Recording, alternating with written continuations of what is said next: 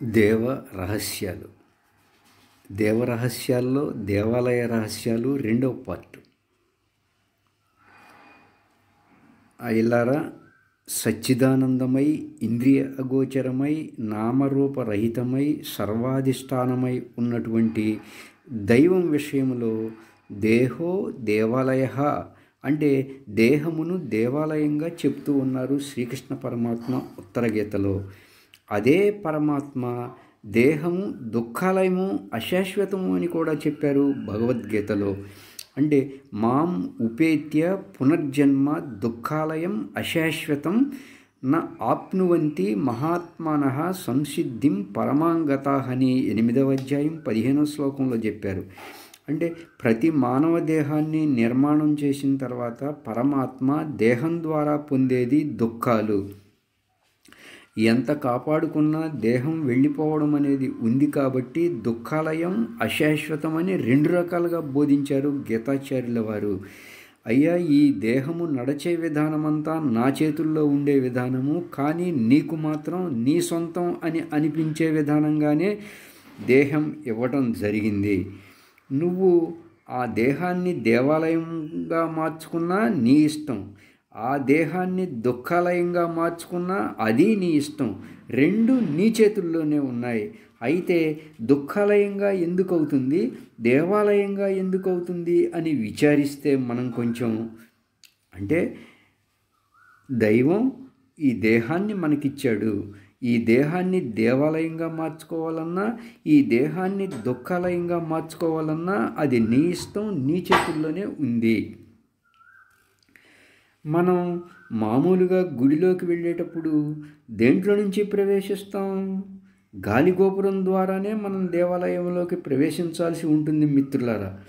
అలాగే మనకు కూడా పృథివీ గోపురం అని ఒకటి ఉన్నది, జలగోపురం అని ఒకటి ఉన్నది, అగ్ని గోపురం అని ఒకటి ఉన్నది. 3 గోపురాలు మనలోనే ఉన్నాయి. ఈ 3 గోపురాల గుండా వెళ్ళేది ఎవరయ్యా అంటే అజ్ఞానులు వెళ్తారు. అంటే ఈ దేహము పంచభూత అంశముల ద్వారా నిర్మాణం చేయబడింది. అంటే వాక్కు అంటే నోటి దగ్గర పృథివీ స్థలము, పృథివీ గోపురము. బాగా గుర్తుపెట్టుకోండి.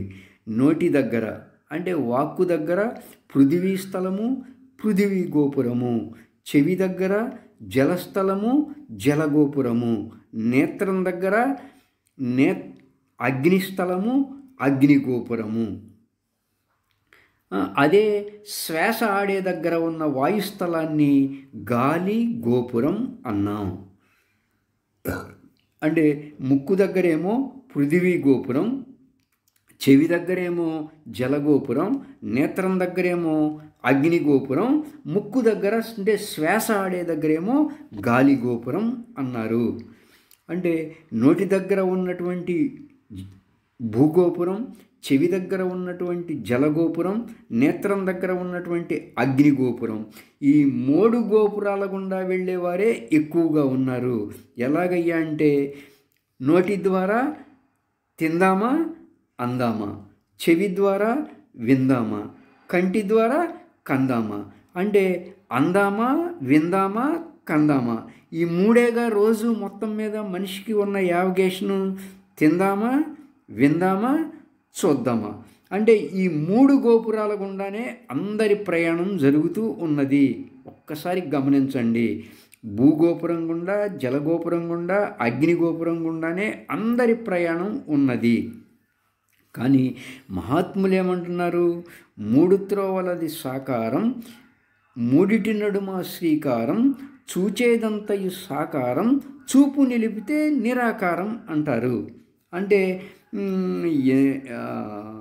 ఈ భూమి యొక్క సంబంధంతో ఈ దేహం ఏర్పడింది కాబట్టి, అన్నపానీయాల ద్వారానే ఈ దేహం పెరుగుతుంది కాబట్టి, అన్నాదులకు హేతువై ఉన్నటువంటిది భూమి కాబట్టి తిని తిని ఈ స్థూల శరీరం పెరుగుతుంది. కాబట్టి అన్నపానీయాలకి స్థూల శరీరానికి, అన్నపానీయాలే స్థూల శరీరానికి ఆహారం. తిరిగి మరలా ఆ భూమిలోకే చేరిపోయే విధంగా ఈ దేహం ఉంది కాబట్టి ఈ నోటి దగ్గర స్థానాన్ని పృథివీ స్థానము అన్నారు. ఇక్కడ పృథివీ గోపురం అన్నారు. అలాగే చెవి చెవి ఉన్న స్థానాన్ని ఆకాశ స్థానము అన్నారు. ఆకాశం యొక్క గుణం శబ్దం, శబ్దాన్ని గ్రహించేది చెవి కాబట్టి చెవి దగ్గర ఆకాశ స్థానము అన్నారు. ఇది జలస్థానము. ఎందువల్ల అంటే నీరు పల్లానికి పోతుందే తప్ప ఎగువకు పోదు, అధోగతికే పోతుంది. అలాగే మన మనసు కూడా ఎప్పుడు అంటే మన సూక్ష్మ శరీరం కూడా ఎప్పుడు ప్రపంచ విషయాల వైపుకి అనాత్మ సంబంధ మార్గంలోకి పోతుందే తప్ప జ్ఞాన సంబంధమై ఉన్న ఎగువకు పోవడానికి దీనికి ఇష్టం ఉండదు. చూడండి, ధ్యానం చేద్దామా అంటే 10 నిమిషాల్లో చాలు అంటుంది. అదే టీవీ ముందో ఫోన్ ముందో కూర్చుంటే చాలే అంటుందా? అప్పుడే అయిపోయిందే. అట్లా మనసు అనేటువంటి సూక్ష్మదేహము విషయాల్లోకి వెళ్ళాలి అంటే ఎంతో ఉత్సాహంగా ఉంటుంది. అదే బ్రహ్మ విద్య బోధ వినాలి అన్నా, ధ్యానంలో కాసేపు కూర్చోవాలి అన్నా అది ఎగువకు వెళ్ళటానికి ఇష్టపడదు. అందుచేత జలస్థానము చెవి దగ్గర, మనసు జలగోపురం అని చెప్పారు. ఇక విని విని సూక్ష్మ శరీరం, విని విని మనసు పెరుగుతుంది. సూక్ష్మ శరీరానికి అంటే మనసుకి శబ్దాదులే ఆహారము. ఎలాంటి శబ్దాదులను వింటామో అలాంటి మనస్సే తయారవుతుంది. ఏ శబ్దాలను పెడతామో ఆ శబ్దాలే బయటకు వస్తాయి మనసుకి. పరమాత్మకు సంబంధించిన లేదా బ్రహ్మ విద్య అయిన అధ్యయనం చేశామనుకోండి, నోరు విప్పామా అంటే అవే వస్తాయి, శ్లోకాలు కానీ మంత్రాలు కానీ. అంటే ఎలాంటి ఆహారము మనసుకు పెడితే, ఎలాంటి ఆహారము సూక్ష్మ శరీరానికి పెడితే బాగుంటుందో అనేది ఆలోచించుకోవాల్సి ఉంటుంది. అందుకే ఏమన్నారయ్యా అంటే, పగవాడికి ప్రాణమైనా ఇవ్వు కానీ చెవి మాత్రం ఇవ్వబోకు అన్నారు. ఎందువల్ల అంటే చెవిలో పడ్డ విషయాలు మనసులో నాటుకుపోతాయి, అవి అంత తొందరగా పోవు కాబట్టి. అందుచేత ఆ సూక్ష్మదేహం అనేటువంటి మనసు అజ్ఞానం వైపు, అనాత్మ వైపు, కర్మవాసనలు పెంచుకునే వైపుకే దిగువకు పోతుందే తప్ప నీటిలాగా నీరు పల్లమెరుగు, నిజము దేవుడెరుగు అన్నట్లుగా ఆధ్యాత్మికం వైపుకి, బ్రహ్మ విద్య వైపుకి ఎగువకు ప్రయాణం చేయాలి అంటే దానికి మహా కష్టం. అదే దిగువ విధానంగా పోవాలి అంటే దానికి మంచినీళ్ల ప్రాయం. ఇలాంటి స్వాభావిక విధానము సూక్ష్మదేహంలో ఉంది కాబట్టి చెవి స్థానం దగ్గర జలస్థానముని చెప్పారు, జలగోపురం చెప్పారు. అలాగే నేత్రస్థానమునందు అహంకారము, అగ్నిస్థలాన్ని, అగ్నిగోపురాన్ని చెప్పారు. మరి ఇలా ఈ 3 దేహాలకి ఆహారం ఏంటయ్యా అంటే స్థూలదేహానికి అన్నపానీయాలు, సూక్ష్మదేహానికి శబ్దాదులు, కారణదేహానికేమో దృశ్యాదులు. అలా అన్నపానీయాలు తీసుకుని భూగోపురం స్థూలదేహం పెరుగుతుంది. శబ్దాలని ఆహారంగా తీసుకొని జలగోపురం అంటే సూక్ష్మ శరీరం పెరుగుతుంది. కని కారణదేహమైనటువంటి అగ్నిగోపురం పెరుగుతుంది. అందుచేత మూడిటిని కలిపి దేహము అన్నారు. కాబట్టి నోటి దగ్గర అంటే పృథివీ గోపురము, చెవి దగ్గర జలగోపురము, కన్ను దగ్గర అగ్నిగోపురాన్ని మహాత్ములు బోధించారు. కాబట్టి ఎక్కువ మంది లోకములో పృథివీ గోపురం గుండా పోతున్నామా, జలగోపురం గుండా పోతున్నామా, అగ్నిగోపురం గుండా పోతున్నామా ఆలోచించాలి. మరి శ్వాస స్థానమైనటువంటి ముక్కు దగ్గర ఉన్నటువంటి వాయుద్వారమైనటువంటి గాలిగోపురం గుండా మాత్రం పోవడం లేదు. గాలిగోపురం గుండా వెళితే అది దేవాలయము, మిగతా ద్వారాల గుండా వెళితే దేవాలయం అనవచ్చా? ఆలోచించండి.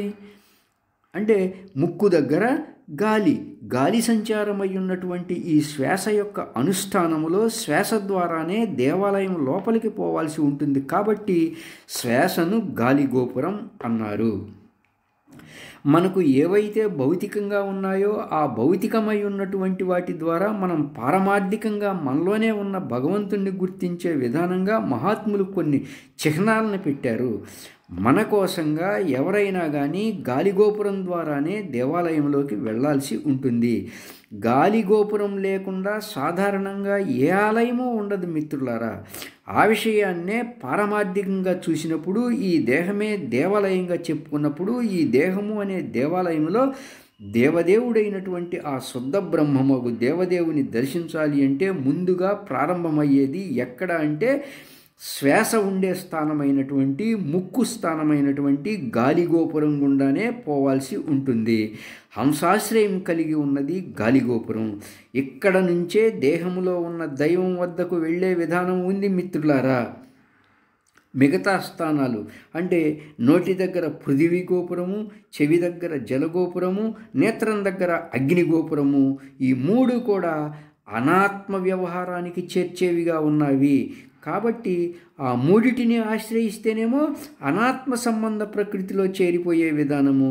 ఒక్క శ్వాస అనేటువంటి గాలిగోపురం ద్వారా ప్రయాణం చేసేవారు మాత్రమే పారమార్థికమై ఉన్నటువంటి బ్రహ్మము వద్దకు వెళ్ళే అవకాశం ఉన్నది. పారమార్థికమై ఉన్నటువంటి ఆత్మ వద్దకు వెళ్ళే అవకాశం ఉన్నది. పారమార్థికమై ఉన్నటువంటి స్వస్వరూపం వద్దకు వెళ్ళే అవకాశం ఉన్నది అని దేవాలయ రహస్యాలు దాంట్లో 2వ భాగం చెప్పుకున్నాం.